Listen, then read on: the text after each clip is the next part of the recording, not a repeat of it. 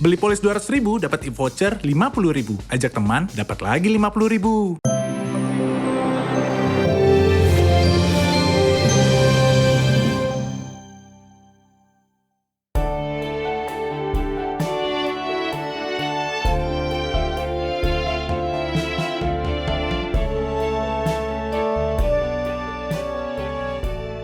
Innalillahi wa inna ilaihi roji'un.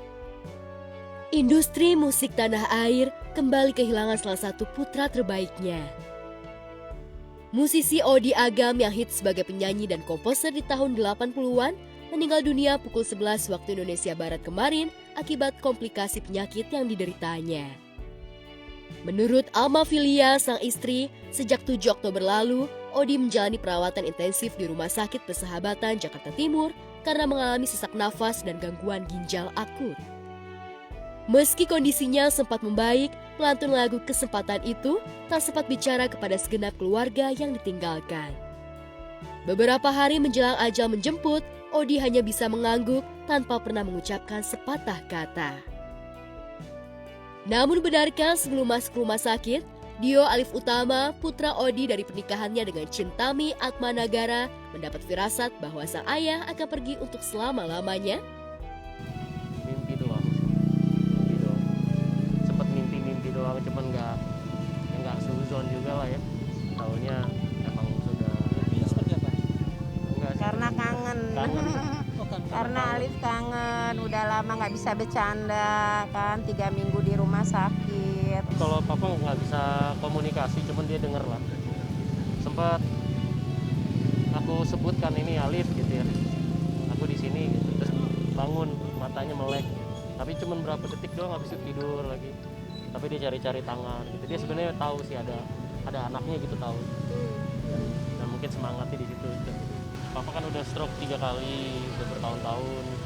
4 tahun ya. Kena di ginjal. Cuman aku berusaha untuk cari tahu berapa kali. Soalnya paru-parunya juga, tenggorokannya juga. Kita di pagi jam 10.40 saya terima kabar dari istrinya, dari Alma, Bang Agam udah pergi. Tapi alhamdulillah kita sempet, kalau Alif setiap malam pasti di sana. Nah saya kemarin sempet sama Alma, sama istrinya, sama Alif, kita ketemu di ICU, kita minta maaf, kita sambil mendoakan Bang Odi. Ya memang udah jalannya ya, mohon dimaafkan. Tapi yang jelas Alif bangga sekali punya Papa Odi Agam ya. Terima kasih semua teman-teman. Semoga dimaafkan semua kesalahan. Amin. Dilapangkan kuburnya. Amin ya Allah. Sebenarnya dia bukan nggak sadar, dia sempat buka mata juga, dia sempat sadar, tapi tiap kali problemnya tuh kalau cuci darah jantungnya nggak kuat. Jadi sebenarnya ini udah yang keempat kali cuci darah dia kolaps. Biasanya dibantu pakai alat pacu jantung kembali, tapi hari ini innalillahi wa inna ilaihi raji'un. Bang Odi udah pergi.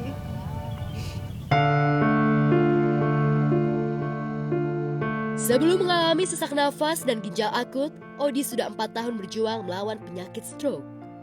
Beberapa waktu lalu, saat terakhir diwawancarai tim MNC Media, Odi belum bisa bicara secara jelas. Meski begitu, pencipta lagu Antara Anyer dan Jakarta ini tetap semangat mendukung Alif dan Chintami, anak dan mantan istrinya yang saat itu tengah menjalani kasus hukum.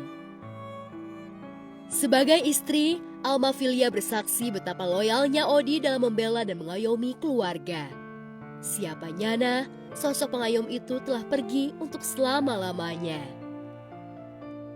Kemarin petang, jenazah Odi dimakamkan di TPU Menteng Pulo, Jakarta Selatan. Tangis dan doa dari segenap keluarga dan sahabat tumpah ruah di pusara sang legenda musik Indonesia.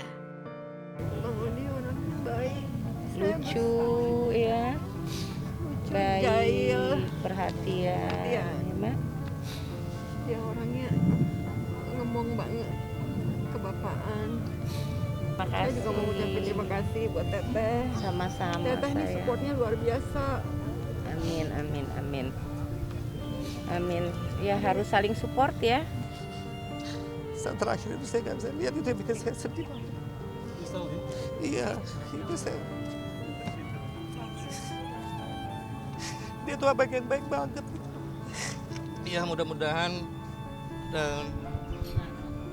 jasadnya bisa diterima oleh Allah Subhanahu Wa Taala ya, diterima, diampuni segala dosanya.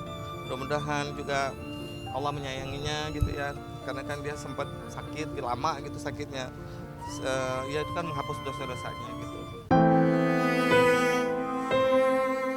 Dilahirkan pada 19 Maret 1953, bakat musik Odi sudah terlihat sejak kanak-kanak. Kebetulan pula kakaknya, Ivo Nila Kresna, yang tak lain adalah ibu dari Astri Ivo, adalah penyanyi senior yang hits di tahun 60 sampai 70-an. Dan baru pada tahun 80-an, giliran Odi yang ngehits sebagai penyanyi dan musisi. Lagu Antara Anyer dan Jakarta yang pernah dinyanyikan Atik Sibi mencetak hits fenomenal saat di-cover oleh diva pop Malaysia tahun 80-an, Sheila Majid. Lagu-lagu Odi juga sukses besar saat dibawakan oleh si burung camar Vina Panduwinata. Tembang Surat Cinta, Logika, dan Tamu Istimewa yang dinyanyikan Odi bersama Vina seolah menjadi signature bagi karir musik Odi. Kami semua kehilangan karena memang beliau adalah salah satu musisi besar Indonesia. Bagi kami adalah sebuah kenangan yang indah lah, karena kebersamaan kami bertahun-tahun dengan beliau ya. Dan harus berakhir pada hari ini, tapi kenangan kami tidak pernah akan selesai, akan abadi, terutama karya-karya beliau yang sangat luar biasa. Kenal Odi Agam di awal 80-an, lagi produktif untuk bikin album Vina Panduwinata kan. Berapa album Vina Panduwinata di era 80-an awal itu sampai pertengahan kalau nggak salah. Itu Odi Agam banyak kasih lagu. Sebelum sakit stroke, Odi menjadi satu dari sedikit musisi yang sukses menggelar konser tunggal. Kita bertiga bersama Indra Bakri dan Odi Agam, kita mendirikan Twilight Orchestra tahun 91. Berarti tahun ini 30 tahun sudah Twilight Orchestra berdiri. Itu pendirinya salah satunya Odi Agam. Odi Agam mungkin orang yang teman aku yang aku nggak pernah lihat dia sedih. Setiap kita ketemu tuh kita bercandanya ancur-ancuran, udah benar-benar kita kalau udah ketemu berdua udah kayak anak kecil gitu, udah pasti ketawa terus.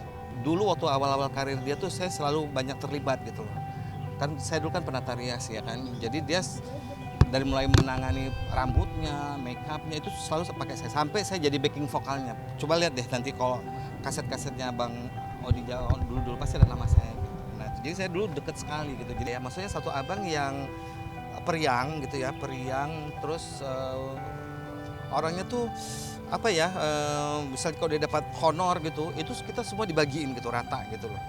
Jadi orangnya nggak pelit gitu ya, sayang sama kita semua gitu, akrab gitu, yang gimana ya, pokoknya kita tuh deket sekali gitu.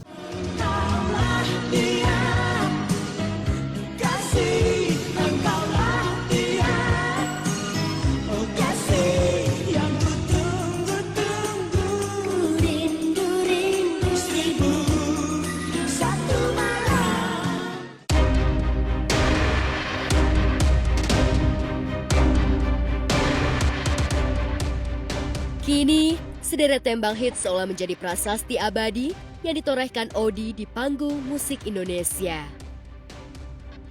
Selamat jalan, Odi Agam. Meski kau telah tiada, nama dan karyamu akan tetap terpatri di hati orang-orang yang mengagumimu.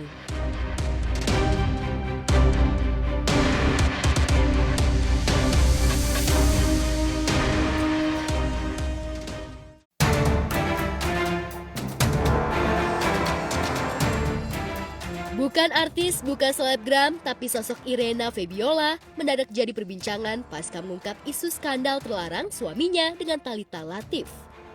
Tak heran sidang cerai antara Irena dengan Ihsan Reynaldi kini diliput oleh awak media. Publik dan netizen penasaran dengan sosok Irena, terlebih sosok Ihsan yang kabarnya bikin Thalita klepek-klepek. Sayangnya pada sidang yang digelar kemarin di Pengadilan Agama Jakarta Selatan, lagi-lagi Ihsan tidak datang. Jika pada sidang terdahulu, ketidakhadiran Ihsan dilatari oleh alamat surat panggilan sidang yang tidak sama dengan domisili tergugat, bagaimana sekarang? Benarkah ketidakhadiran Ihsan membuat Irena mantap untuk melewatkan agenda mediasi? Ya seperti udah ada di gugatan saya ya, semuanya udah tercantum semuanya di gugatan saya. Udah ada banyak lah pokoknya. Beliau sendiri juga mungkin, saya juga nggak ngerti kenapa tidak mau ketemu, ya mungkin saya juga bingung. Tidak ada keributan, ya cekcok rumah tangga sih pasti ada. Tapi ya banyak yang nggak bisa saya jelasin sekarang ya Mbak ya, karena kan kita negara hukum juga ya. Sesuai dengan gugatan saya sih di tanggal 14 pokoknya di tanggal 14 Agustus suami saya sudah tidak pulang. Kemunculan Irena sempat dituding Thalita sebagai siasat cari panggung alias pansos. Tapi Irena membantah tegas tudingan Thalita. Ia bernafsu menyerang balik mantan istri Dennis Rizky itu.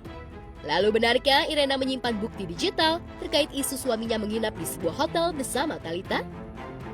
Kalau untuk itu kita belum bisa menjawab ya, karena kan ini juga masih panggilan tergugat dan tergugat juga kan belum hadir. Ini terlalu prematur karena nantinya kan juga ada prosedural untuk mediasi ya melalui Permen nomor 1 tahun 2016. Jadi itu takut aja untuk menjadi mengganggu nantinya karena belum ada prosedur mediasi. Ya tapi untuk indikasi pihak ketiga ada. Saya nggak bisa ngomong sekarang ya Mbak, biarin aja waktu ntar ngebuktiin. Semuanya pokoknya doain aja yang terbaik buat saya dan suami saya. Karena resiko kita, bukan kita, resiko saya sebagai public figure, ya hal-hal seperti itu, apalagi saya baru menyandang status baru, menurut saya ada aja pihak-pihak yang ya mungkin nggak suka atau gimana gitu ya. Ya, Thalita menantang Irena untuk menunjukkan bukti, bukan cuma menggiring opini yang menjurus fitnah. Pokoknya saya nggak mau kasih panggung buat orang-orang yang mau mencari panggung dari kehidupan saya. Saya udah diterpa banyak sekali ujian, saya udah diterpa banyak sekali permasalahan hidup yang sudah saya benahi satu persatu. Dan setiap apa yang saya lalui selalu saya berdasarkan apa yang saya lalui gitu, nggak pernah saya nggak ngelaluin itu terus saya bikin cerita kayak begitu yang nggak mau gitu. Waktu pasti akan menjawab dan Allah tuh nggak akan tidur. Apapun kebohongan itu pasti akan kebongkar gitu aja. Dan yang penting sekarang saya mohon doanya aja. Dan terima kasih sama teman-teman saya semua ini udah support saya. Dan kepada media pun juga saya terima kasih. Karena saya juga bukan public figure dan tidak mau mencari panggung ya. Karena saya di sini benar-benar murni untuk menyelesaikan perceraian saya saja. Berharap untuk semua wanita di Indonesia, kalau ada yang mengetuk pintunya ataupun laki-laki mengetuk pintu, itu tergantung dari diri kita sendiri kok, gimana kita mau buka atau tidak. Itu gimana perempuan bisa punya value itu dari sana. Menurut saya sih seperti itu. Sebagai perempuan ya kita harus punya value. Saya tahu karena mereka pernah kuliah bareng dan saya pernah dikirimin makanan. Dan saya juga menyampaikan salam kepada beliau. Saya juga menyampaikan salam, dan makanannya ya saya makan. Ya menurut saya, saya menyampaikan salam aja. Dan beberapa kali juga saya tahu dia menjemput suami saya karena banyak security yang laporan sama saya. Saya harus kuat karena saya di Jakarta saya sendiri ya, karena orang tua saya jauh. Dan menurut saya nggak bisa ngomong apa-apa ya Mbak ya. Support sendiri. Ya, support orang tua saya dan sahabat-sahabat saya. Saya sudah mencoba, segala cara saya sudah coba. Dan saya juga sudah tidak tahu lagi harus seperti apa ya, mungkin ini keputusan yang terbaik ya, untuk apa lagi saya pertahankan.